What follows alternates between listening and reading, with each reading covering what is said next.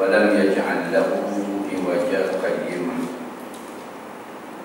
أشهد أن لا إله إلا الله وحده لا شريك له وأشهد أن سيدنا محمدا عبده ورسوله اللهم صل وسلم على هذا النبي الكريم سيدنا محمد وعلى آله وأصحابه ومن تبعهم بإحسان إلى يوم الدين.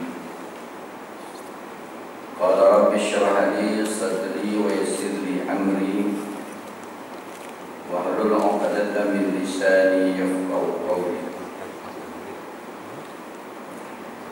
قال الله تعالى في القرآن العظيم قالوا ربنا أمتنا اثنين وأحييتنا اثنين. وقال الله تعالى أيضا كيف تكفرون بالله وكنتم أمواتا فأحياكم ثم يميتكم ثم يحييكم ثم إليه ترجعون. قال الله تعالى في القرآن العظيم الله يتوفى الأنفس حين موتها والتي لم تمت في منامها فيمسك التي عليها الموت ويرسل الأخرى إلى أجل مسمى. Alhamdulillah, pertama-tamanya kita rafa'kan syukur kepada Allah Subhanahu wa taala. Pada ini kita diberi peluang dan kita menggunakan kesempatan ruang-ruang yang ada untuk terus kita mencari dan terus mencari ilmu Allah Subhanahu wa taala yang Maha Kuasa ini.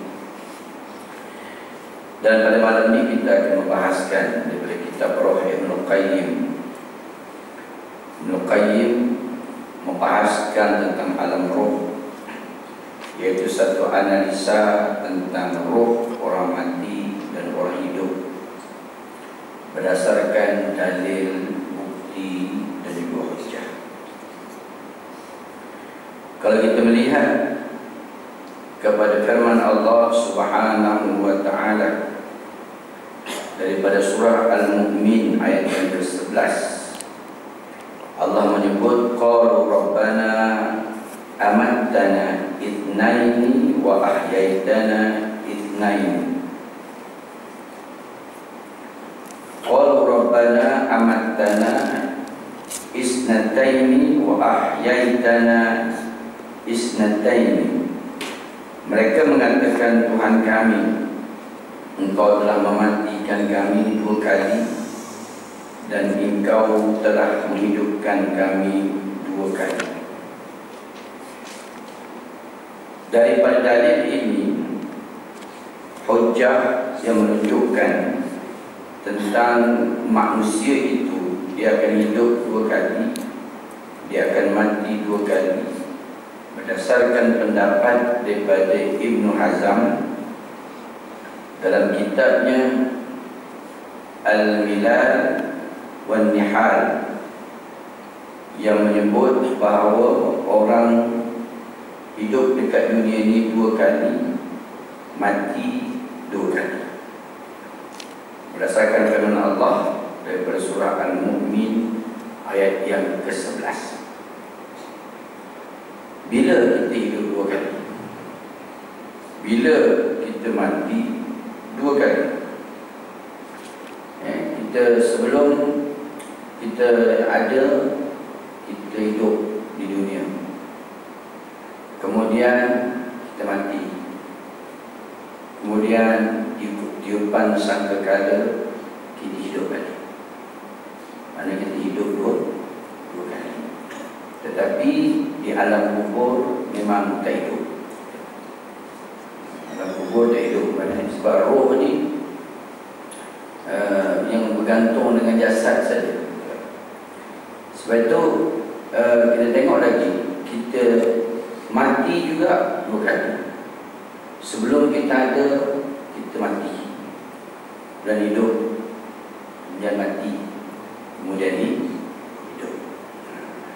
dalil ni yang dipegang oleh Ibnu Hazm yang mengatakan kaifa takfuruna billahi wa kuntum amwata summa yumitukum summa yuhyikum. Surah Al-Baqarah ayat 28. Dikuatkan lagi yang mengatakan bagaimana kamu sanggup mengkufuri Allah padahal kamu dahulunya mati, kemudian summa yumitukum summa yuhyikum.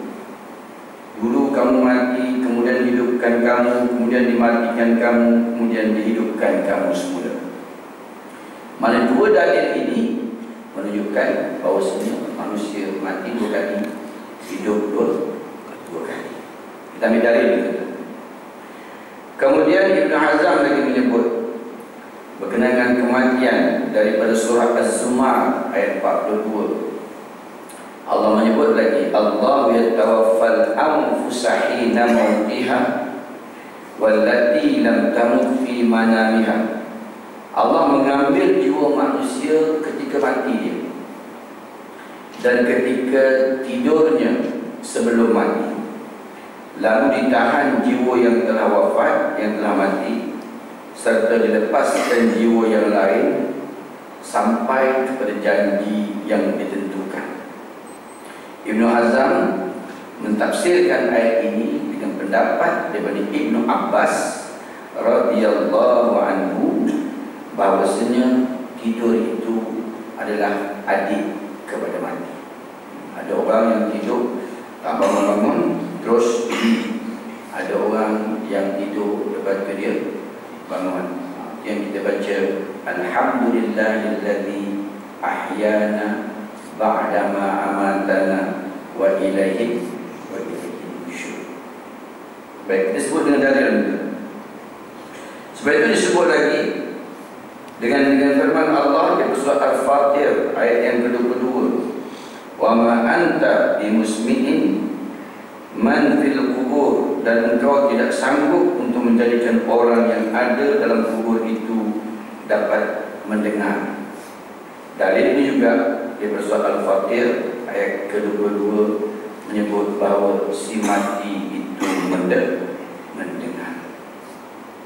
Berdasarkan kepada beberapa dalil-dalil ini yang dipegang oleh Imam Ar-Rafi'i, tuan-tuan, yang dipegang oleh Imam Ar-Rafi'i dalam bab mentalqinkan mayat, berdasarkan nas yang menyebut tentang si mati itu mendengar, bukannya dalil yang menyatakan tentang talqin, dalil yang menyebut bahawa si mati itu mendengar.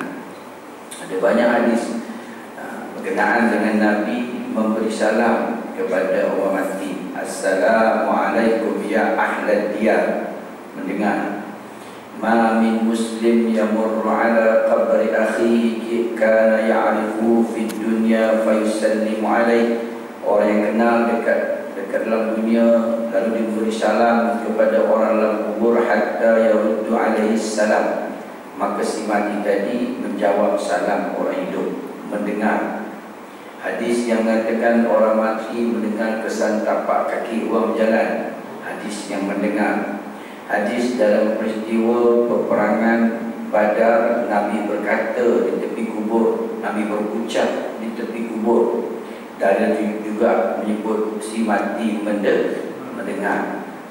Daripada dalil ini dipegang oleh Imam Ar-Rafi'i dalam bab mentalqin atas alasan si mati tadi mendengar. Bukan hadis talqin juga, ya? Bukan hadis talqin, hadis yang menyatakan orang mati itu mendengar. Tetapi Imam kita, Imam Asy-Syafi'i rahimallahu ta'ala, tidak menyokong dalam bab mentalqinkan atas mayat. Umpamanya jangan salah faham pula bahawa si mati, dalil yang menyatakan bahawa talqin atas mayat ini daripada hadis yang dhaif yang disebut oleh Imam At-Tabrani dalam hadis dalam kitab Mu'jam yang dipegang oleh Imam Asy-Syafi'i bahawasanya dalil tersebut adalah dhaif. Sebab Imam Syafi'i berhujah sekiranya ada pandanganku berlawanan dengan hadis sahih, maka tinggalkan ijtihadku. Bukan Imam Syafi'i. Saya ulang balik. Sekiranya ada pandanganku berlawanan dengan hadis sahih, maka tinggalkanlah ijtihadku.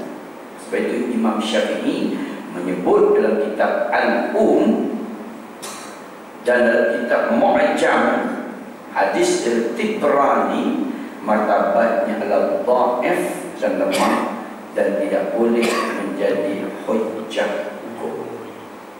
Hadis dia, tuan-tuan semua dah tahu dah. Hadis ni yang dibaca oleh Tok Imam ketika membaca talqin.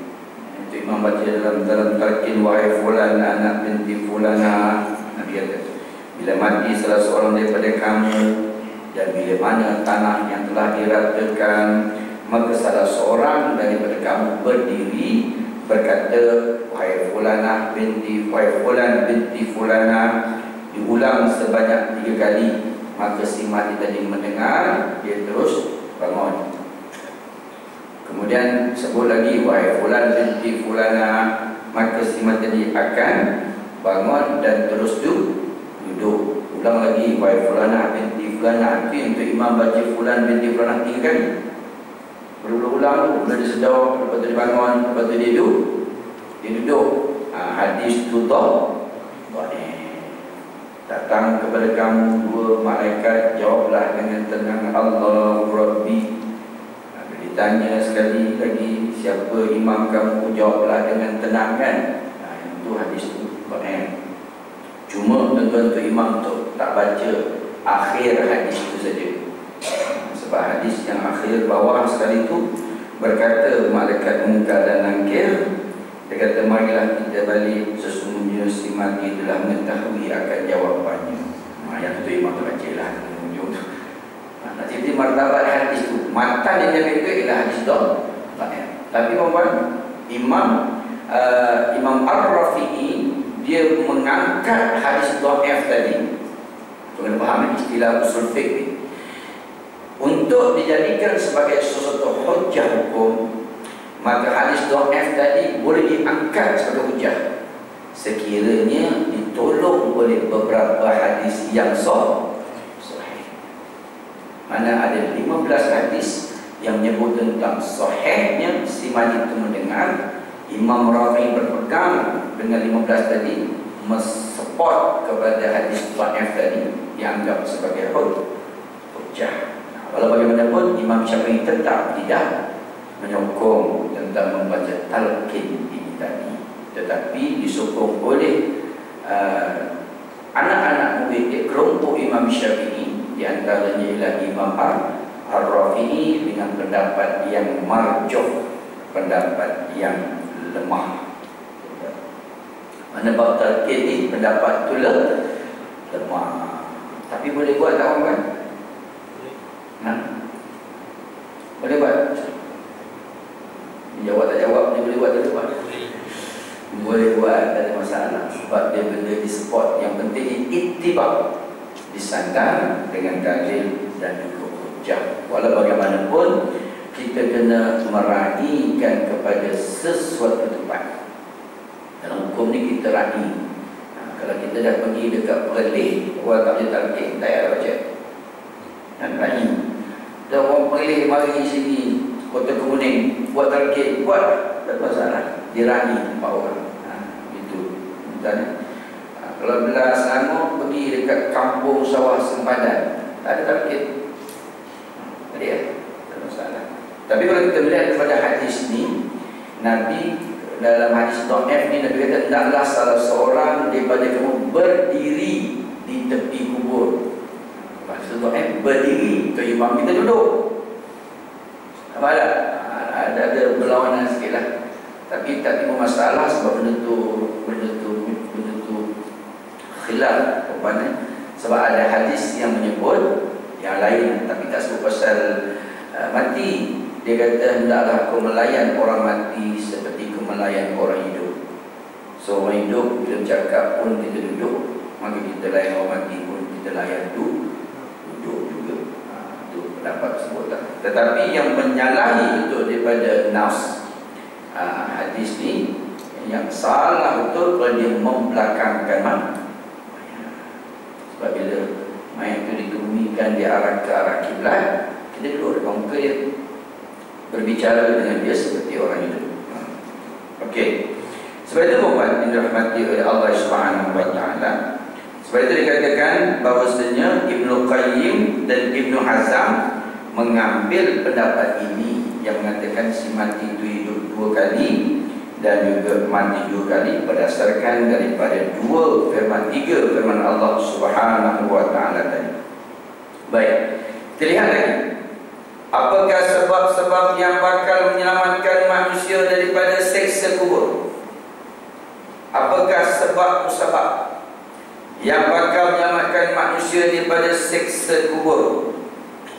Bila kita bicarakan tuan dalam bab seksa kubur, kalau kita melihat ada tak dalil yang menyebut ma rabbuka wa ma nabiyuka, kemudian seksaan tadi akan dipukul, kemudian dicongkel dengan jari dengan kuku itu, ada dalil tidak? Ada dalil. Tapi dalil juga tersebut martabatnya adalah hasan, yang sebelumnya adalah dhaif, diangkat jadi hasan. Sebab apa? Ditolong oleh hadis-hadis yang lain. Okey, kita nak bicara pada hari ini. Sebab yang menarik penghuni kubur hingga diseksa, ada 2 jawapannya. Yang pertama, mereka yang diseksa kerana tidak mengenal Allah, 1. Yang kedua, yang merealisasikan dalam kehidupannya dengan melakukan maksiat. Dan juga dia mati dalam kemurkaan Allah Subhanahu wa taala. Ada 3 sebab dia disiksa. Yang pertama, dia tidak mengenal Allah Tuhan dia. Yang kedua, dia melakukan maksiat semasa dekat dunia. Yang ketiga, dia mati dalam keadaan kemurkaan Allah Subhanahu wa taala. Ringkasnya, tapi secara jelas dia menyebut terperincinya, Nabi telah memberitahu kepada kita tentang kedua lelaki yang didapati diseksa, sedang diseksa dalam kubur mereka. Yang pertama ni yang Nabi sebut dengan jelas, iaitu orang yang suka bawa mulut. Suka bawa mulut dipanggil ribah ataupun dipanggil mengumpat. Saya dah sebut dulu dah. Mengumpat, menyebut keaiban seseorang walaupun benar sekalipun, maka dipanggil ribah. Menyebut keaiban seseorang atau menyebut tentang keturunan dia, ribah. Menyebut tentang nasabnya, ribah. Menyebut tentang perangainya, ribah. Menyebut tentang keretanya, ribah. Menyebut tentang rumahnya, ribah. Walaupun benar sekalipun. Boleh faham tak? Menyebut keaiban seseorang. Kita sebut dia tu tak match langsung baju dengan seluar. Sebut orang tak match langsung lah, seluar bell bottom, baju 60-an, tak kena, tak match. Sebut pasal kereta dia, tak kena langsung, kereta kancil skor ni 18, tak kena. Kalau kita sebut ribah, semua ribah. Menyebut tentang rumahnya, ya Allah, rumah kecil dia, rumah setinggan, alah macam babu. Duduk rumah kecil Kuala Renang pun adalah rumah. Awal betul kan? Ribah juga rumah.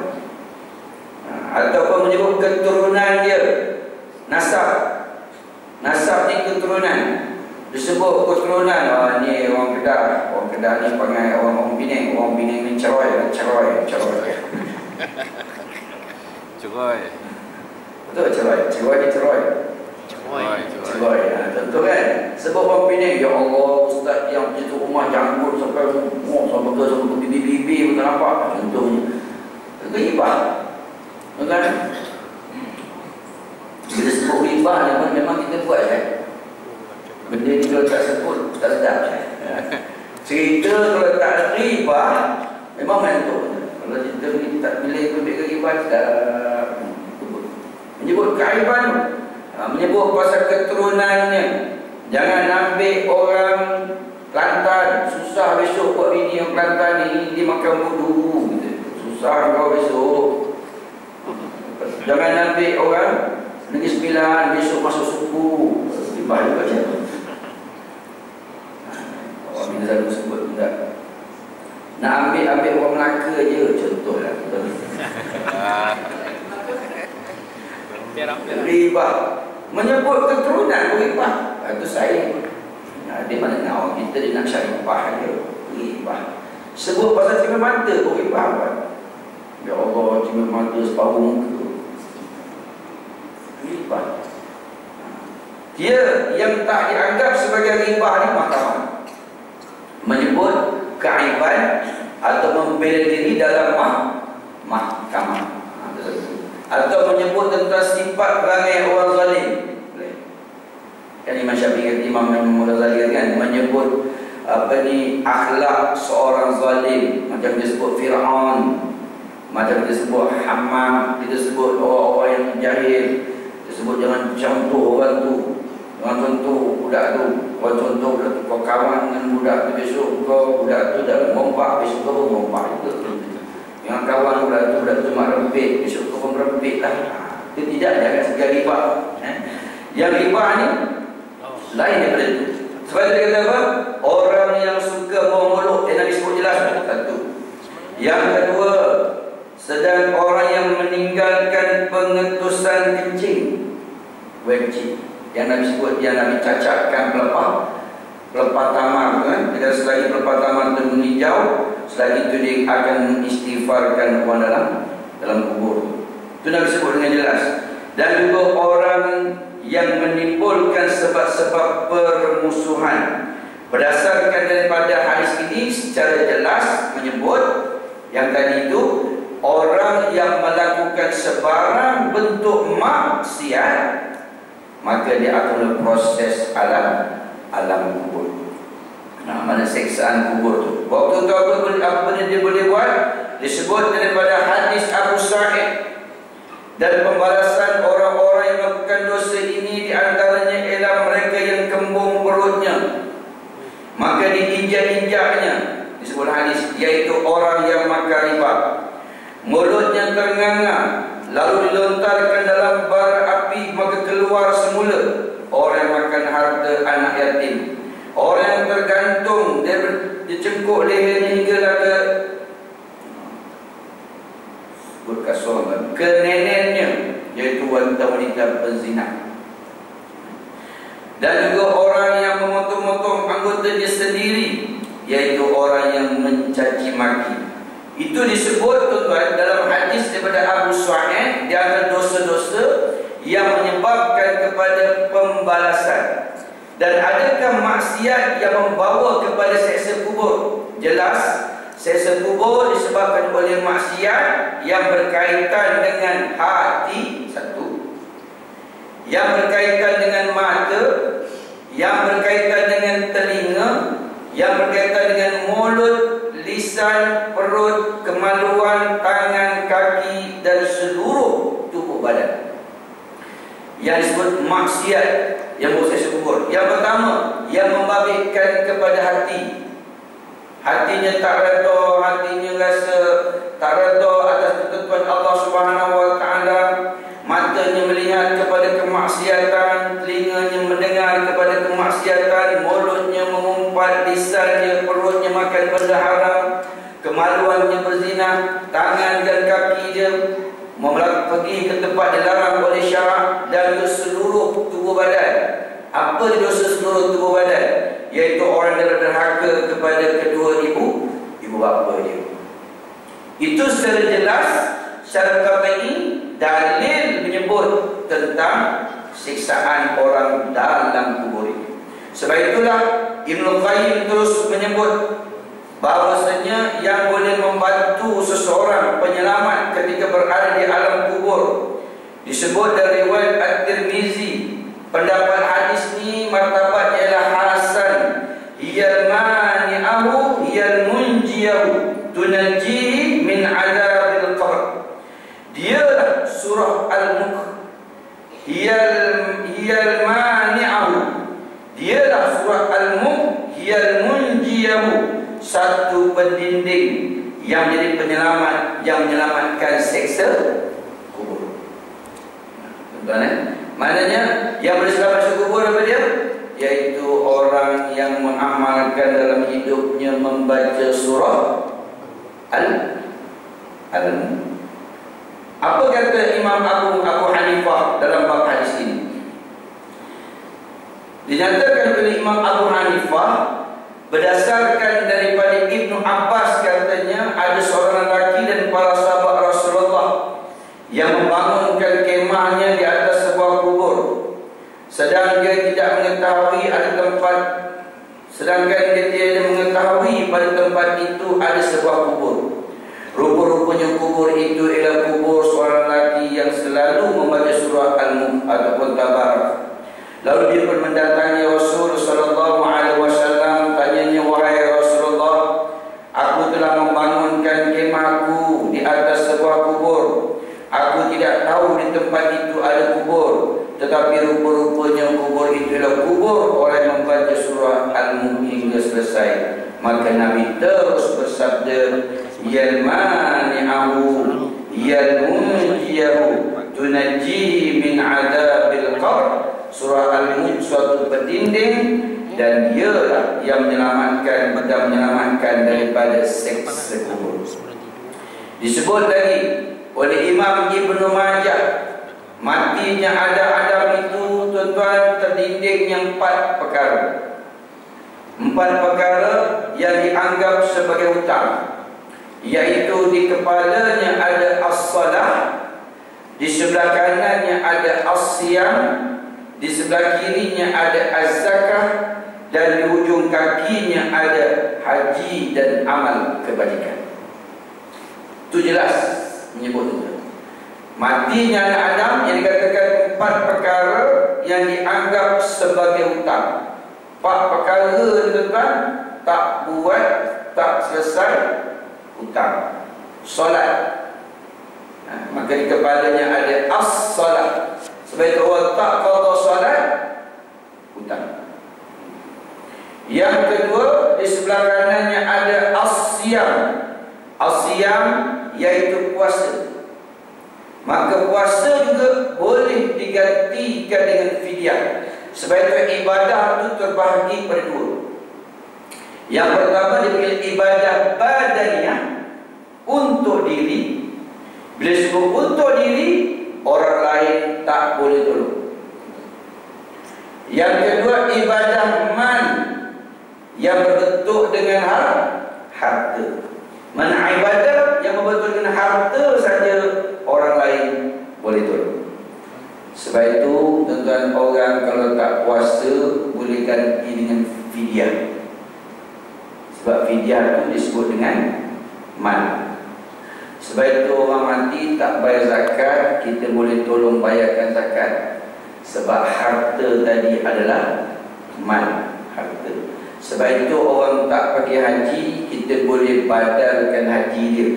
Sebab haji tadi adalah mal. Sebab itu ibadah yang berbentuk dengan mal saja, tuan-tuan, yang orang lain boleh tolong. Tetapi badannya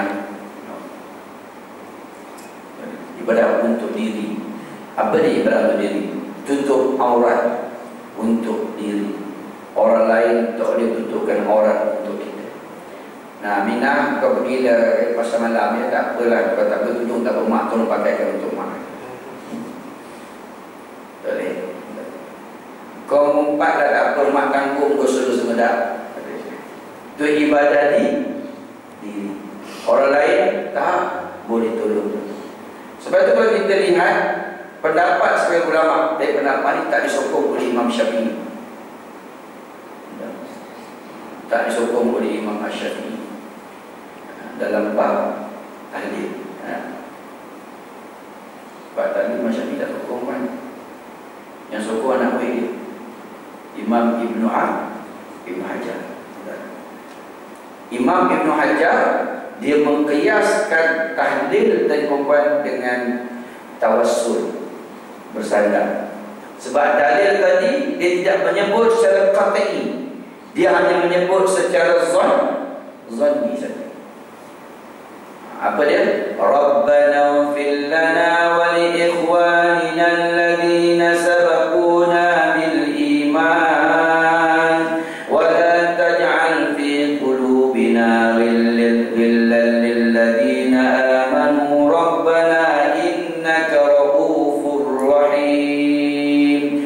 Ya Allah, ampunkan dosaku, ampunkan dosa orang-orang yang lebih dahulu daripada aku. Dalil tadi duduk secara umum saja, maknanya mendoakan orang mati. Kita sebut tahlil kan, mendoakan orang mati. Berdasarkan dalam peristiwa baginda Nabi sallallahu alaihi wasallam ketika di akhir hayat dia, pada akhir bulan Safar, dia membaca doa di tepi perkuburan Jabal Uhud para syuhada. Dia baca Allahumma fir lahum warhamhum wa'afihim wa'anhum.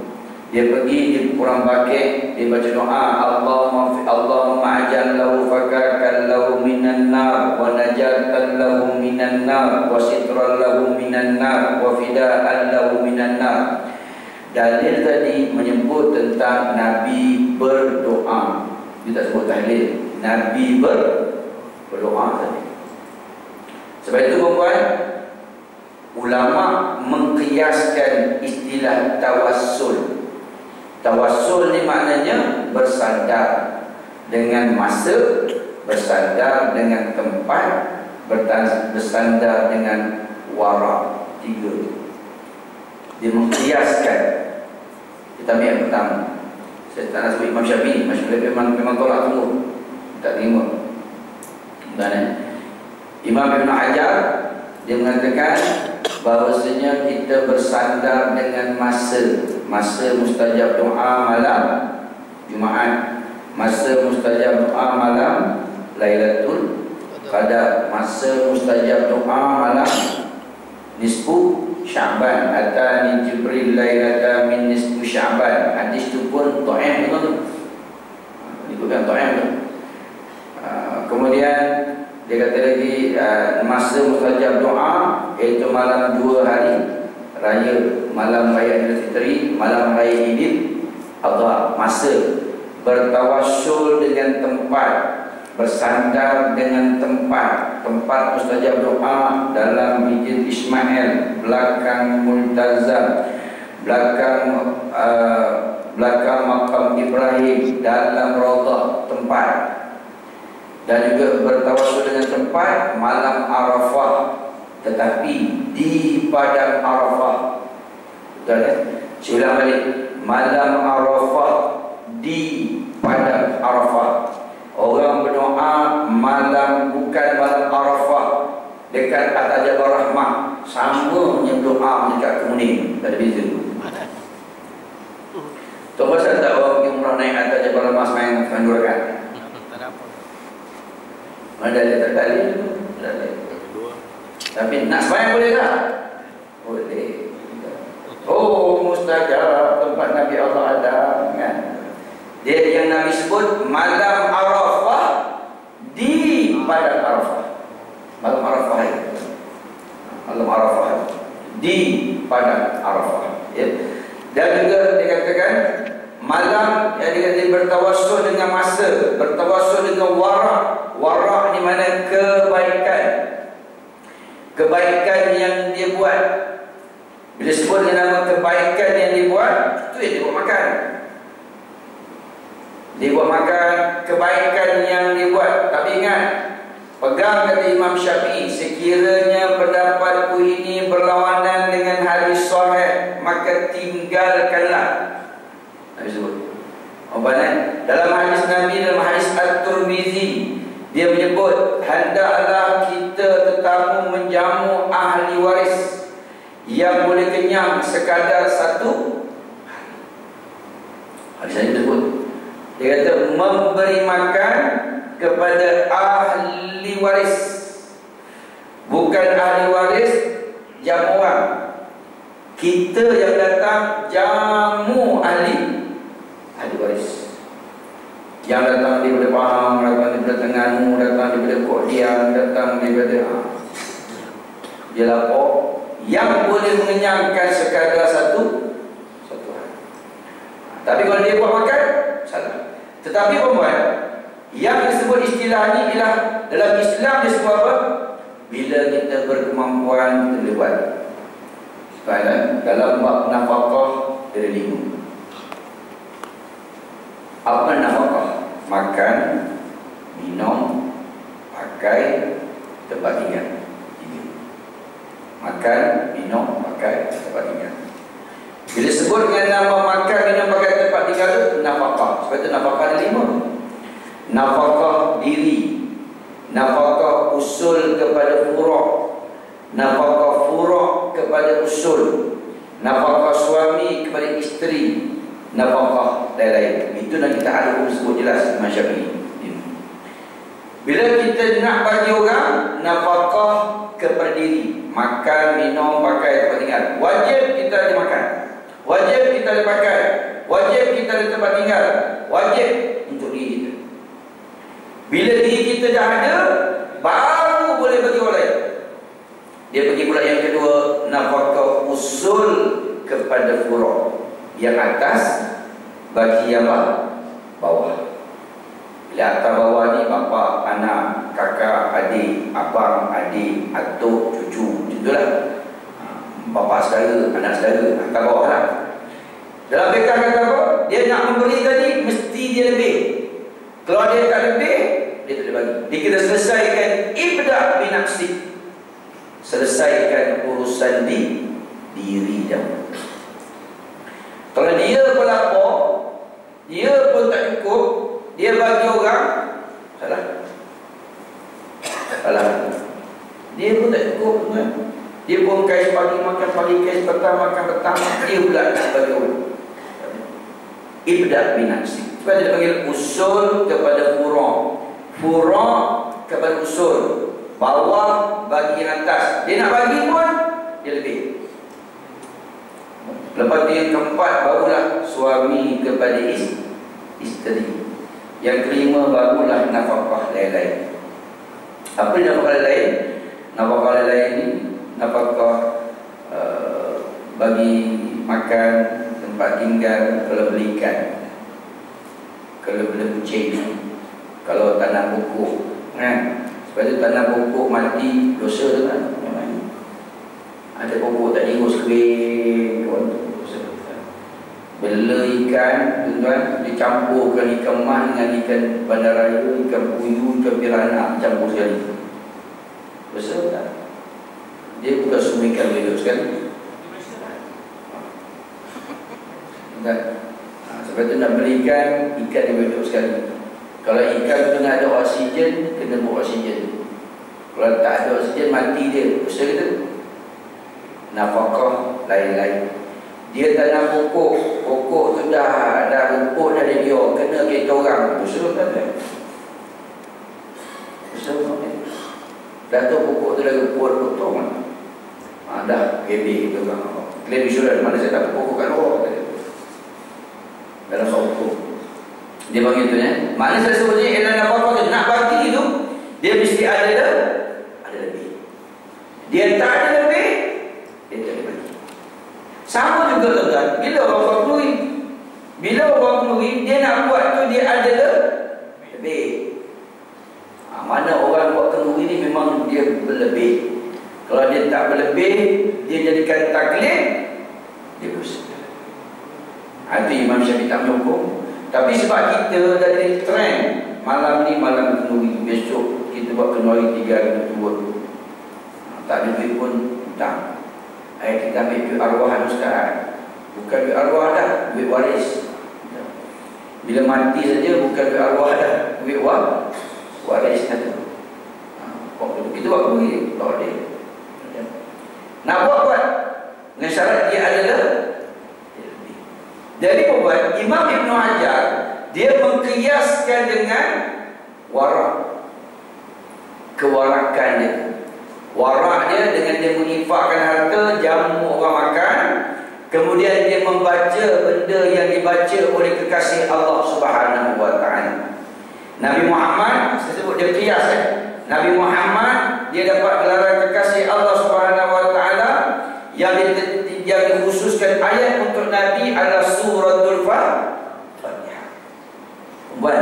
Dua surah yang khusus untuk Nabi, yang pertama suratul Fatihah, yang kedua akhir suratul Baqarah. Ketika Nabi sedang duduk, tiba-tiba dengan dentuman di langit, malaikat Jibril memandang ke langit, dia kata, "Ya Muhammad, telah terbuka satu pintu yang tidak pernah terbuka sebelum ini." Apa dia?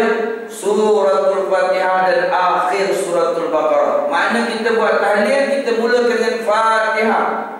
Ulama mengkiaskan sebab Nabi sangat suka surah, dan Nabi juga diturunkan khas surah itu untuk dia. Sebab kita baca, kita berwasilah,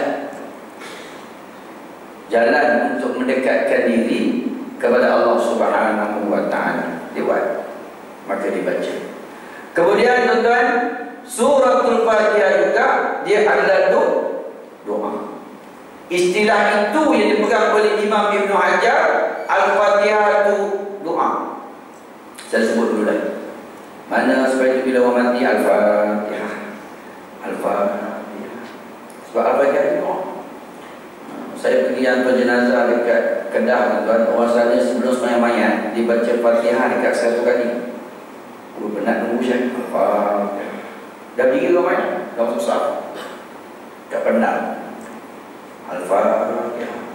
Dua, dan tiga je. Al-Fatihah. Tuan-tuan bayang 1 jam Al-Fatihah. Al-Fatihah. Al-Fatihah. Diri tegak. Tak saya semayang lagi. Al-Fatihah. Satu kali. Alasan dia apa? Sebab Fatihah tadi adalah doa. Kemudian dia membaca Qul Huwallah, Al-Falaq dan An-Nas. Sebab para ulama melihat Nabi akhir hayatnya dengan membaca 3 kul. Berdasarkan daripada hadis Nabi daripada Ummu Maimunah yang diakui oleh Aisyah radhiyallahu anha, yang menyatakan bahawasanya Nabi akhir hayatnya dengan baca 3 kul, Allah, Al-Falaq dan An-Nas, di rumah Aisyah radhiyallahu anha.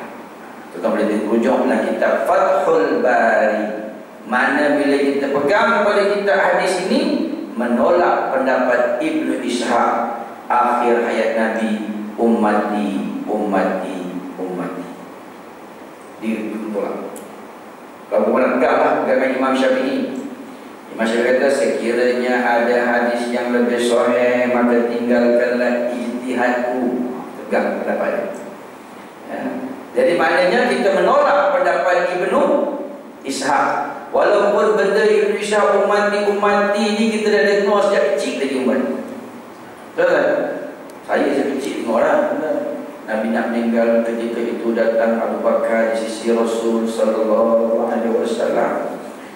Bila Nabi menarik napasnya, lalu Jibril memalingkan wajahnya. Nabi berkata, "Wahai Jibril, mengapa kau memalingkan wajahmu? Adakah kamu tak sanggup melihat aku untuk bertemu dengan Allah?" Kemudian Sayyidina Abu Bakar memandang wajah Nabi, lalu dia menundukkan kepala. Sayyidina Umar berkocak-kocak matanya mengalir. Itu tuan Ibnu Ishaq. Pendapat itu pendapat yang lemah. Kemudian pendapat itu pula dibawa oleh Ibnu Ishaq dengan tarikh 12 Rabiul Awal. Dia ambil tarikh 12 Awal kan, tarikh Ibnu Ishaq yang diisytiharkan pada zaman kerajaan Fatimiyah. Tuan tahu tak, sambutan Maulid ni siapa yang sambut kan? Siapa yang luluskan? Kerajaan Fatimiyah. Kat mana? Mesir. Siapa yang minta? Pemerintahan daripada kerajaan Abbasiyah di Iraq. Waktu itu ada raja di satu kawasan dipanggil Irbil, nak menyatukan antara golongan Syiah dengan Sunni yang tak pernah padam ni. Cara nak satukan, jumpa kerajaan Fatimiyah, kita kompromilah, kita lupakan persengketaan ni lah. Marilah sama-sama kita merayakan hari Maulid Nabi, mengagungkan Nabi. Dan hari itulah kerajaan Fatimiyah mengambil tarikh 12. Pendapat itu pendapat daripada Ibnu Ishaq. Ikut pendapat yang masyhur Ibnu Katsir, tarikhnya ialah 9 Rabiul Awal. Tapi tak ada masalah, ini benda khilaf. Tapi nak ceritanya, Malaysia dah lama dah buat fahaman Syiah. Tarikh 12 kan. Tapi bukan mazhab Syiah. Maknanya benda diluluskan oleh pada kerajaan Fatimiyah. Kita boleh rujuk dalam kitab Fathul Bari, disebut satu-satu rentetan. Okey. Jadi maknanya Muhammad, bila kita bahaskan tentang dia bertawassul, dia bersandar, dia berwasilah, Nabi akhir hayatnya qul huwallah, al-falaq dan an-nas, kita baca ayat. Kemudian Nabi menyukai ayat ini khususkan kepada para sahabat. Syaitan sangat turun pada ayat ini sebab syaitan sendiri ajar wa ilahukum ilahun wahidun la rahmanur rahim. Kemudian baginda Nabi tidak meninggalkan dalam wiridnya membaca lillahi ma fis samawati wa ma fil ard. Dan ayat itu khusus untuk Nabi, Fatihah dan akhir suratul Baqarah. Kemudian bila berdoa, kita mengharapkan Allah mustajabkan doa kita. Kita menyebut asma' dia, nas'aluka ya man huwallah.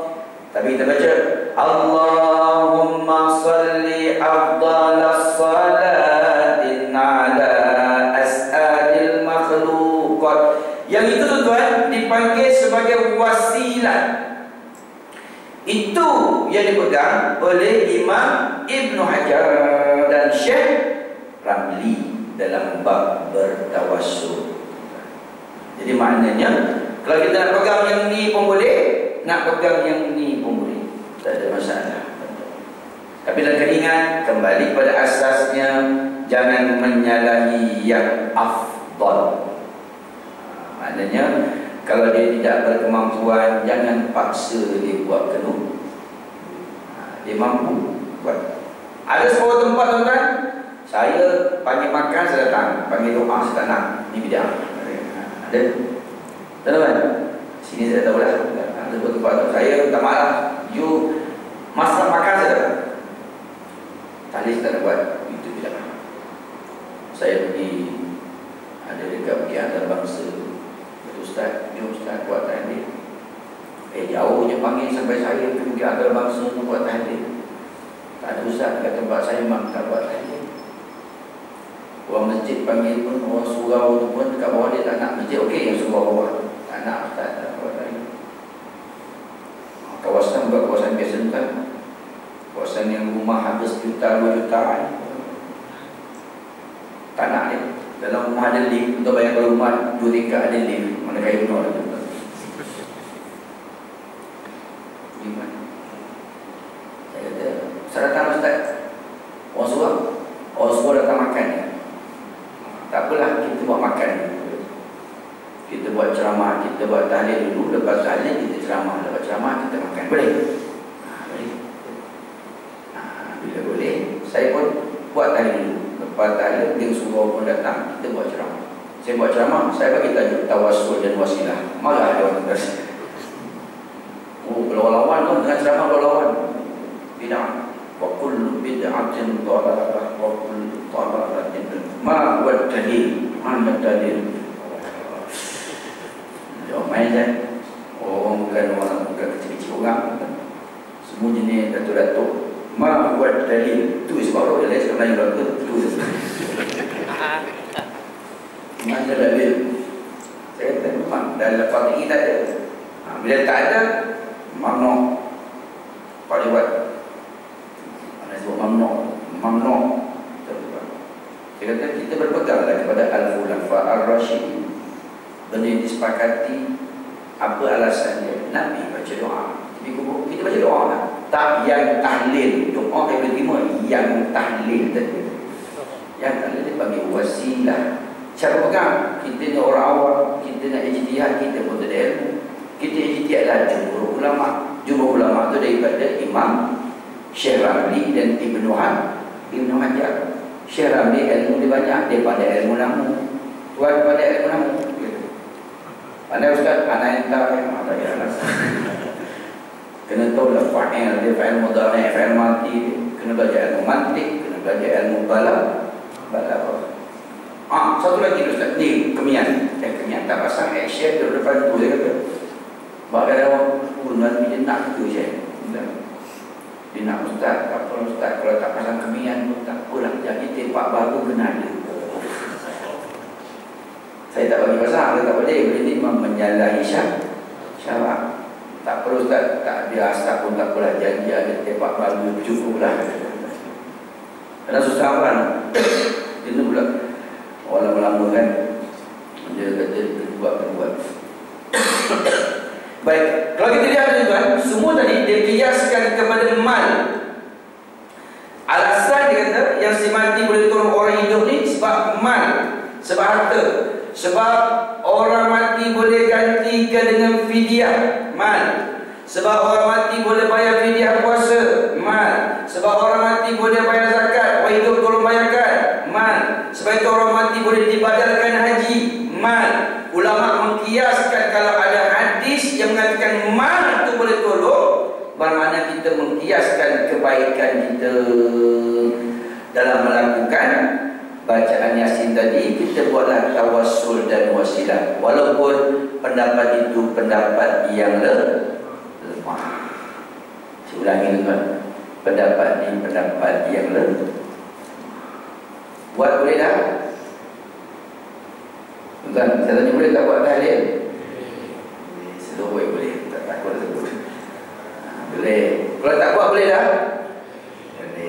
Jangan menyalahi afdal. Banyak benda kan kalau kita nak buat betul-betul. Nabi ajar ketika berwirid, dia mulakan daripada kiri, la ilaha illallah, la ilaha illallah. Hadis Muslim tu, la ilaha illallah itu kan, mula kiri habis kanan. Kita ikut suka hati tuan, la ilaha illallah, la ilaha illallah, kejap kiri kejap kanan.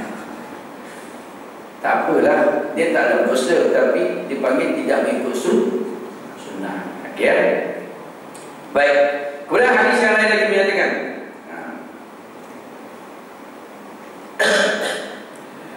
hadis ini panjang kan?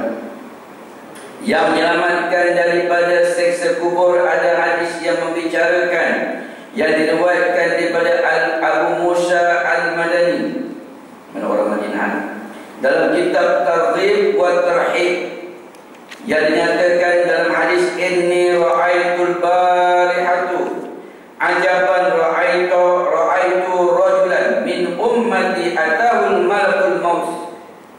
Sesungguhnya aku keajaiban yang ada pada malam-malam itu, maka berkata aku telah melihat seorang daripada umatku didatangi oleh malaikatul maut, maka untuk mengambil nyawanya, maka menjelmalah ketaatan kepada kedua ibu bapa dia. Tuan sebutlah hadis ini panjang, dua lain. Apabila malaikat maut datang kepada kamu, waktu itu menjelmalah ketaatan kepada kedua ibu bapa. Allah. Betul kan ini sebut ibu bapa. Siapa yang ada mak, masih ada ayah, salah dia pun kita kena anggap betul. Betul dia pun kita, walaupun betul kita terima juga. Perempuan bagi kita dia adalah betul segala-galanya. Walaupun dia dibuat tu salah, kita anggaplah dia tak faham. Sudah. Sebab dia, kita bila berasa hati dengan mak dan berasa hati dengan bapa, dosa syaitan. Sebab yang boleh tolong kita rupanya mati. Terima juga dia. Kadang-kadang kita berasa hati mak tu sayang anak yang nombor 3, anak yang nombor 2 ni kurang, lebih-lebih kata ni nombor 3, lagi nombor 3. Dan ada tak perasaan? Ya Allah, mak tak sayang. Terima terimalah, anggap dia tak. Sebab yang tolong kita nak mati lah amalan kebaikan, ketaatan kepada kedua ibu. Yalah, kadang bersakti buat asyik-asyik bertiga tu. Jadi kita ni bagi nak gerak lah, tolong balik rumah, tolongnya pulang main dia jahat tu, nombor 3 bagus. Alah, kita balik kampung kan bagi orang tu duit. Yang nombor 3 tu sapu. Apa dia kata, tapi dia suka nombor 3 tu banyak mana? Sebab nombor 3 tu pandai bodik. Tak pandai. Terima lah. Dia salah pun kita terima. Kadang-kadang mak kita cakap, kita berasa hati, kau tengok macam tu, semua tak betul. Kau tengok abang kau tu, abang kau betul. Walaupun dia tak betul kan, dia terima dia seadanya. Kemudian kan, sebagai kata menjelma ketika itu, lalu mengusirlah waktu itu ketaatan, maka lalu malaikat tadi menarik dengan perlahan-lahan menjelma. Aku melihat lagi, kata Nabi, seorang umatku dikerumuni oleh syaitan-syaitan, maka menjelmalah zikrullah. Allah. Waktu itu datanglah zikrullah yang mengusirkan syaitan-syaitan daripada. Zikir dia betul Zikir afdal zikri fa'alam annahu la ilaha illallah. Sebaik-baik zikir itu ialah zikir la ilaha illallah. Sebaik-baik zikir. Atau kita ambil zikir yang confirm betul, atau zikir al-maksurat, confirm, ada hadis, ada dalil, ada hujah dia. Kalau kita tak pernah yakin pada yang lain ni, pegang pada dalil, pada zikir-zikir yang betul-betul ada dalil dan hujah, iaitu al-maksurat. Saya faham ada orang ikut tarikat ni, tarikat tu. Saya tak kata tarikat tu salah, tapi tuan hati-hati. Kalau syaitan dia masuk dekat kita pun tak perasan, kita rasa betul-betul kita tersasar. Satu ketika tuan orang semua rasa bagus, pakai jubah, pakai serban, masuk arkam. Ingat arkam betul-betul hukum masalah akidah, tersasar. Kita nak baca silah ni bagus, dia suruh semayang, masuk Nasruha. Ingatkan betul, rupanya salah. Malah kadang-kadang kita tersasar. Kita ambil benda yang confirm. Zikir confirm, al-maksud. Zikir yang tahu nak pasti ni tak payahlah buat sedang mulut dia. Kan? Dan zikir yang saya buat dalam TV itu Israeliat kan. Hasbi Rabbi Jallallah, tu Israeliat. Sebetulnya Israeliat cerita kaum Bani Israel ketika penciptaan Nabi Allah Adam alaihissalam. Hadis Nabi cuma cerita Inna Allah Ta'ala khalaqa Adam min qabdatin qabdaha min jami'il arfaja'a banu Adam al-ahmar wal-abyad wal-aswad. Nabi cerita penciptaan Adam saja. Tetapi Warqah bin Nawfal, seorang ahli kitab, dia menterjemahkan kata-kata daripada Sayyidatina Khadijah binti Khuwailid. Warqah bin Nawfal ni ahli kitab. Ketika Nabi terima wahyu pertama, Iqra' bismi rabbikal ladzi khalaq, Khadijah menulis dia tanya Warqah. Dia Warqah sebut betul suami kaum Muhammad. Betul. Dalam Taurat sebut maktuban indahu fit Taurah wal Injil.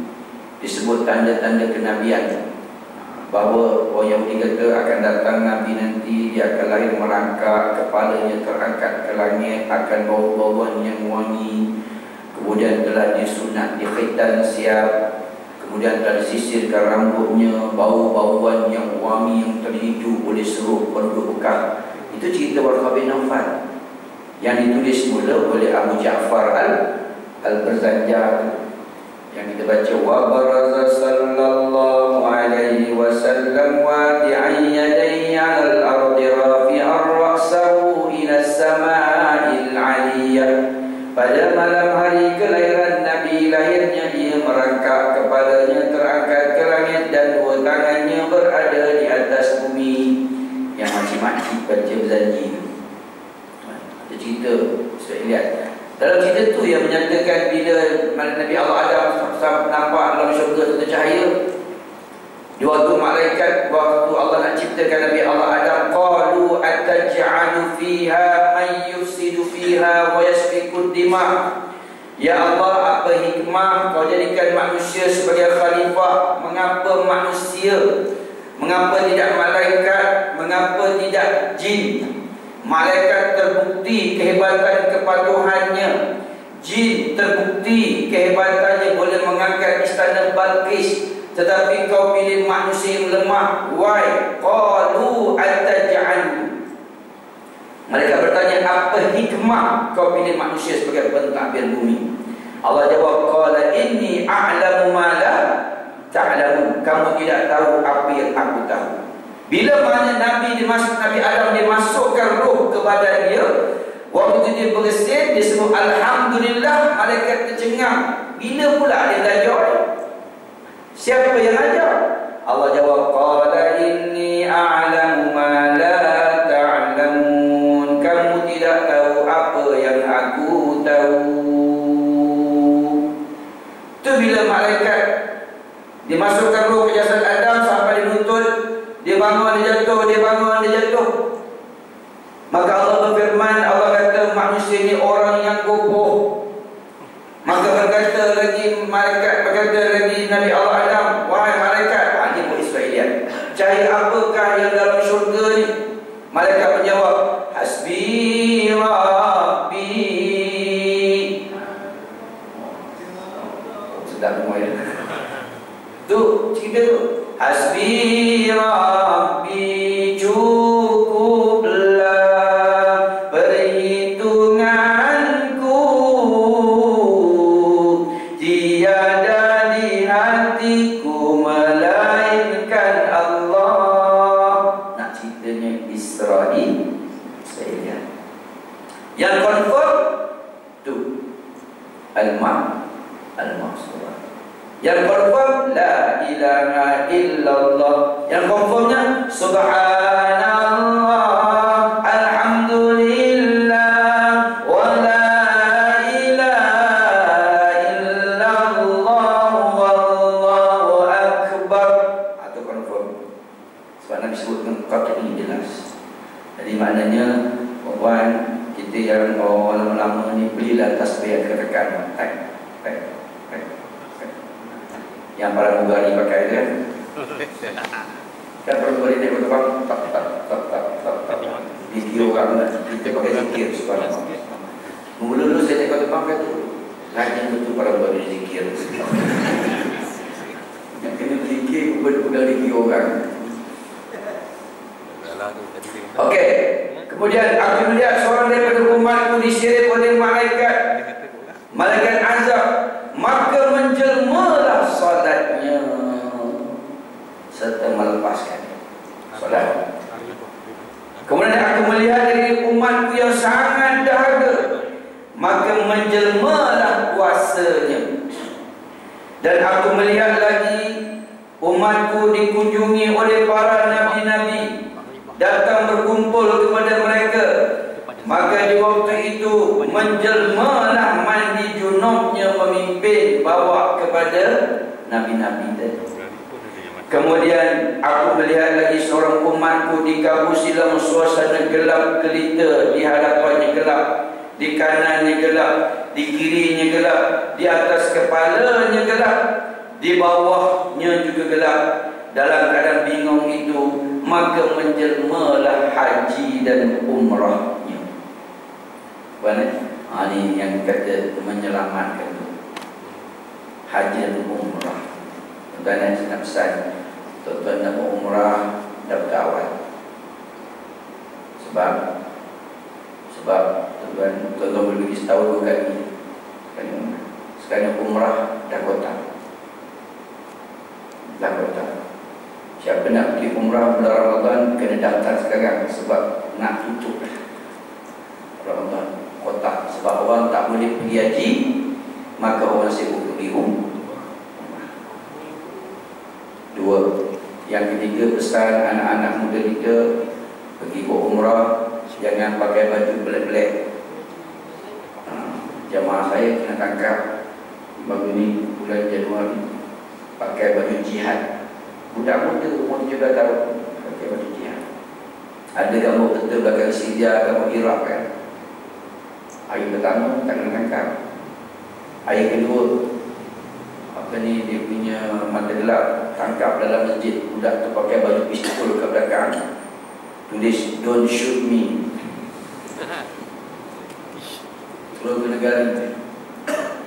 gari tangan, kena gari kaki. Bayangkan kan 3 hari makan kulit roti, kena pukul. Hari kena tangkap, disumbatkan dalam kereta highlight yang bujur jari macam terpanjang gila. Sian ke? Ajar kepada Ustaz Zul yang naik Mekah. Ibu kawan-kawan yang tak turun lepaskan dia. CEO Mesti Madinah Kuala Lumpur, insyaAllah. Masalah awak lagi saya. Awak belum nangis-nangis. Tolong Ustaz, lapor kulit roti hari-hari. Ustaz sebab orang muda tak tahu apa buat, dia pakai kan, suka hati dia. Okey, kemudian lagi. Ini panjang hadis ni, nak ambil. Aku melihat daripada umatku berbicara pada kaum mukminin, tetapi tiada seorang pun daripada mereka yang mau membalas bicaranya, maka menjelmalah silaturrahim. Jawab. Kemudian umatku menepis-nepis bahan-bahan percikan daripada muka, menjelmalah sedekahnya. Diseret oleh malaikat Zabaniyah di melata tempat, menjelma amal ma'ruf nahi munkar.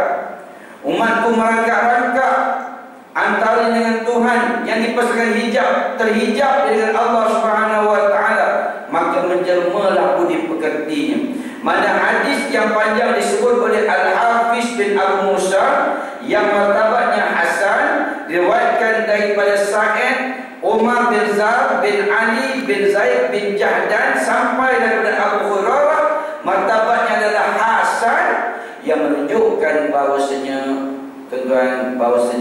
kematian itu tetap berlaku, kerana yang Nabi sebut dengan jelasnya bahawa ada perkara yang boleh menyelamatkan daripada seksa kubur. Apa rumusan kita pada kali ini? Rumusan kita ialah apabila kita bicarakan dalam bab alam roh, maka kita mencari dalil, hujah dan bukti, walaupun ada orang yang tidak menyukai beberapa pendapat daripada Ibnu Taimiyah. Sebab kalau kita tengok Ibnu Jauzi ni, saya kenal dulu, ataupun Ibnu Qayyim ni, kalau kita baca riwayat dia ni ialah salah seorang daripada pengikut tegar kepada Ibnu Taimiyah. Ikut tegar. Dan orang yang sangat kuat dengan mengambil ijtihad Ibnu Taimiyah. Adakah Ibnu Taimiyah itu salah? Tak. Sebab tuan-tuan, saya sebut di sini, Ibnu Taimiyah ini orang yang berada di zaman pemerintahan kerajaan Abbasiyah. Masa itu adanya Umar Ibn Aziz belum berumur dalam situasi itu, dalam zaman itu. Dan Ibnu Taimiyah adalah satu-satunya ulama yang terlibat dalam peperangan, satu-satu mujtahid yang terlibat dalam peperangan. Imam-imam lain ketika perang semua lagi masuk guru, tapi yang terlibat dengan jihad ini adalah satu-satu Imam Ibnu Taimiyah. Sebab itu pendapat Ibnu Taimiyah kadang-kadang agak tajam, sebab dia berperwatakan orang yang berjihad. Tuan-tuan baca tafsiran Syekh Qutb fi Zilalil Quran, kata-katanya sangat tajam, sebab dia seorang yang berjuang. Tuan tengok kata-kata Profesor Dr. Hamka, tafsirannya agak tajam. Dia jiwa seorang pejuang sebab dia penjara. Tapi bila kita buka Ibnu Katsir agak lembut sikit. Al-Maraghi adalah Muslim. Kejiwaan itu seorang tuan-tuan. Sebab tu Ibn Taymiyah ni di antara ulama-ulama Mu'tabar, dan ada beberapa pendapat dia yang tidak diterima pada ulama-ulama sezaman dengan dia, tak diterima. Tetapi dia menerima pendapat jumhur, dia menerima pendapat ramai. Saya ambil contoh, saya ambil contoh. Dalam Malaysia kita ada beberapa mufti, 14 campur wilayah. Dalam 14 mufti mungkin ada mufti yang agak cengeng sikit dan pendapat dia tertolak. Bila dia buat satu muzakarah, satu keputusan, mungkin pendapat itu tertolak. Bila dia tertolak dan dia menerima pendapat ramai menolak pendapat dia, mufti tak ada masalah. Orang tolak pendapat dia walaupun dengan dalil, dengan hujah, tapi pendapat dia tak cukup kuat untuk menyokong hujah dia, dia mengambil pendapat jumhur, pendapatnya kan, mana 13 punya pendapat menolak satu pandangan, dan mufti ini menerima. Tetapi apabila dia mati setelah berpuluh tahun, orang ambil pendapat yang tertolak tadi dijadikan hujjah. Nanti isu dia pun. Sebab itu kita nampak peristiwa Ibn Taymiyah ni macam pendapat semua tak betul, kan? Sama semua tak betul, tidak betul. Banyak juga pendapat yang diterima oleh ulama-ulama yang lain, terima pendapat dia, hanya beberapa. Tetapi masalahnya bila dia dah mati, orang ambil pendapat yang radikal tadi, maka jadikan hujjah. Inilah yang diguna pakai oleh Muhammad bin Abdul Wahab. Kenal tak Pak Wahab? Pak Wahab kenal tak? Wahabi kan tuan. Sebab itu pergi Mekah jangan sebut Wahabi, memang ragam kan. Saya dah zaman kat sana, Pak Wahab. Faham tak Pak Wahab? Siapa dia Ustaz? Kabar dia macam itu.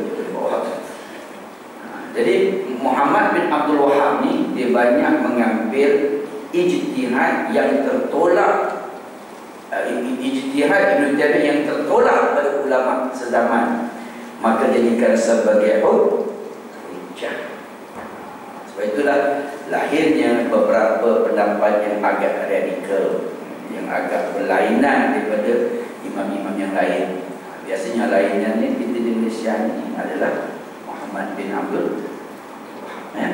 Baik tuan-tuan dan puan rahmati Allah Subhanahu wa taala, walau bagaimanapun Pak Wahab ni mazhabnya mazhab Hanbali, mazhab mereka. Cuma dia mengambil ijtihad, dia menumpang di ijtihad yang radikal dalam beberapa perkara. Baik tuan-tuan dan puan rahmati Allah Subhanahu wa taala, firman Allah Subhanahu wa taala, yusabbitullahu alladhina amanu bil qawli tsabit fil hayatid dunya wa fil akhirah wa yudhillullahu adh-dhalimin wa yaf'alullahu ma yasha. Allah meneguhkan kedudukan orang-orang beriman dengan perkataan yang teguh dalam kehidupan dunia dan akhirat, dan Allah menyesatkan orang-orang yang zalim dan melakukan barang kehendaknya. InsyaAllah akan datang kita akan bicarakan pula, adakah tuan-tuan soal kubur ini hanya untuk kaum muslimin atau kaum munafikin atau kaum kafir, atau hanya khusus untuk muslim atau setiap munafik sahaja? Jawapannya pada bulan depan. Aku qouli hadza wa astaghfirullahal azim li wa lakum. Assalamualaikum warahmatullahi wabarakatuh. A'udzu billahi minasyaitonir rajim. Bismillahirrahmanirrahim. Alhamdulillahirabbil alamin wassalatu wassalamu ala sayyidina Muhammadin wa ala alihi washabbihi ajma'in. Allahumma arhamna bil Qur'an waj'alhu lana imaman wa nuran wa hudan wa rahmah. Allahumma dzakkirna minhu ma nasina wa 'allimna minhu ma jahilna warzuqna tilawatahu ana al-laili wa atrafan nahar waj'alhu lana hujjatan ya rabbal alamin walhamdulillahi rabbil alamin. Taqabbalallahu minna wa minkum.